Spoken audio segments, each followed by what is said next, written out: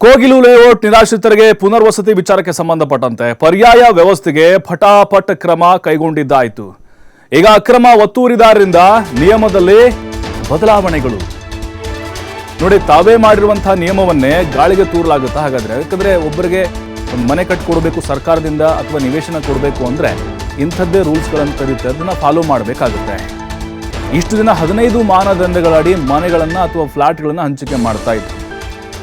ಆದರೆ ಅಕ್ರಮ ಒತ್ತುವರಿದಾರರ ದಾಖಲಾತಿ ಇಲ್ಲದ ಹಿನ್ನೆಲೆ ನಿರಾಶ್ರಿತರ ಬಳಿ 15 ಮಾನದಂಡಗಳಂತೆ ದಾಖಲಾತಿ ಇಲ್ಲದ ಹಿನ್ನೆಲೆ ನಿಯಮ ಬದಲಾಯಿಸುವಂಥ ಸಾಧ್ಯತೆಗಳಿದ್ದಾವೆ. ಒತ್ತುವರಿದಾರರ ಬಳಿ ಆಧಾರ್ ಕಾರ್ಡ್ ಲಿಂಕ್ ಆದಂಥ ಬ್ಯಾಂಕ್ ಖಾತೆನೇ ಇಲ್ಲ, ಅವರು ಯಾವ ಕೆಲಸ ಮಾಡ್ತಿದ್ದಾರೆ ಅನ್ನೋದಕ್ಕೆ ಗುರುತು ಕೂಡ ಇಲ್ಲ. ಹೀಗಾಗಿ ಅಳೆದು ತೂಗಿ ಹಂಚಿಕೆಯನ್ನು ಮಾಡಬಹುದು.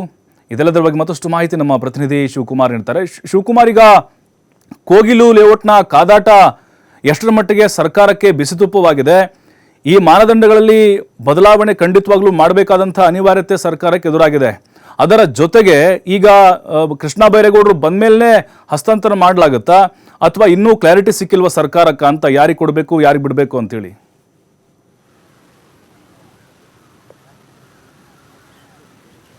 ಪ್ರಭು, ಕೋಗಿಲು ಕ್ರಾಸ್ನಲ್ಲಿ ಮನೆಗಳ ತೆರವು ಪ್ರಕರಣ ಈಗಾಗಲೇ ದೊಡ್ಡ ಮಟ್ಟದ ಚರ್ಚೆ ಆಗಿರುವಂಥದ್ದನ್ನು ಗಮನಿಸಿದ್ದೇವೆ. ಕಾಂಗ್ರೆಸ್ ಹೈಕಮಾಂಡ್ ಯಾವಾಗ ಮಧ್ಯಪ್ರವೇಶವನ್ನು ಮಾಡುತ್ತೆ, ಅಕ್ರಮ ಅಂತೇಳಿ ಗೊತ್ತಿದೆ ಇಲ್ಲಿ ರಾಜ್ಯ ಸರ್ಕಾರಕ್ಕೆ, ತೆರವು ಮಾಡಲಾಗಿದೆ.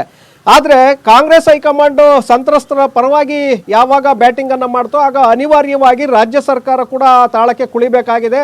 ಆ ಕಾರಣಕ್ಕೆ ಸಂತ್ರಸ್ತರಿಗೆ ನಾವು ಮನೆಗಳನ್ನು ಹಂಚಿಕೆ ಮಾಡ್ತೀವಿ ವಸತಿ ಯೋಜನೆಯಲ್ಲಿ ಅಂತೇಳಿ ಅಧಿಕೃತವಾಗಿ ಘೋಷಣೆಯನ್ನು ಮಾಡ್ತಾರೆ. ಅಂದರೆ ಎಲ್ಲೋ ಒಂದು ಕಡೆ ಬೀಸೋ ದೊಣ್ಣೆಯಿಂದ ಪಾರಾದರೆ ಆನಂತರದಲ್ಲಿ ನೋಡ್ಕೊಳ್ಳೋಣ ಅನ್ನುವಂಥ ಮನಸ್ಥಿತಿಗೆ ಇಲ್ಲಿ ರಾಜ್ಯ ಸರ್ಕಾರ ಬಂದಿದೆ. ಆ ಕಾರಣಕ್ಕೆ ಕೊಡ್ತೇವೆ ಅನ್ನುವಂಥ ಒಂದು ಭರವಸೆಯನ್ನು ಕೊಟ್ಟು ಆ ಕಡೆ ಸಂತ್ರಸ್ತರನ್ನು ಸೈಲೆಂಟ್ ಮಾಡೋದು, ಮತ್ತೊಂದು ಕಡೆ ಪ್ರತಿಪಕ್ಷಗಳನ್ನು ಕೂಡ ಸುಮ್ಮನಿರಿಸುವಂಥ ಒಂದು ಪ್ರಯತ್ನಕ್ಕೆ ಸರ್ಕಾರ ಕೈ ಹಾಕಿದೆ. ಆದರೆ ಮನೆಗಳನ್ನು ಜನವರಿ 1ರಂದು ನೀಡ್ತೇವೆ ಅಂತೇಳಿ ವಸತಿ ಸಚಿವರಾಗಿರುವಂಥ ಜಮೀರ್ ಅಹಮದ್ ಅವರು ಹೇಳಿದರು. ಆದರೆ ತದನಂತರದಲ್ಲಿ ದಾಖಲೆಗಳು ಇಲ್ಲ. ಆ ಕಾರಣಕ್ಕೆ ನಾವು ಜನವರಿ 2ರಂದು ಮನೆಗಳನ್ನು ಹಸ್ತಾಂತರ ಮಾಡ್ತೇವೆ ಅಂತೇಳಿ ಮತ್ತೊಂದು ಸ್ಟೇಟ್ಮೆಂಟನ್ನು ಕೊಡಲಾಯಿತು. ಆದರೆ ಈಗ 2 ಕೂಡ ಮುಗಿದೋಗಿದೆ, ಈಗಾಗಲೇ 3 ಬಂದಿದೆ.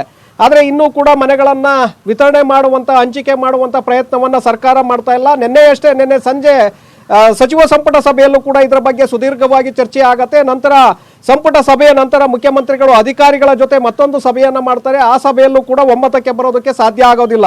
ಕಾರಣ ಯಾಕೆಂದ್ರೆ ಇವತ್ತೇನಾದರೂ ಒಂದು ವೇಳೆ ನಾವು ಸಂತ್ರಸ್ತರಿಗೆ ಮನೆಗಳನ್ನು ಕೊಟ್ಟಿದ್ದೇ ಆದರೆ ಪ್ರತಿಪಕ್ಷಗಳು ಸುಮ್ಮನೆ ಕೂರೋದಿಲ್ಲ.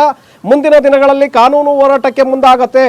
ಆಗ ಸರ್ಕಾರ ಮುಜುಗರವನ್ನು ಎದುರಿಸಬೇಕಾಗತ್ತೆ ಅನ್ನುವಂತಹ ಕಾರಣಕ್ಕೆ ಹಿಂದೇಟನ್ನು ಹಾಕತ್ತೆ ಸರ್ಕಾರ.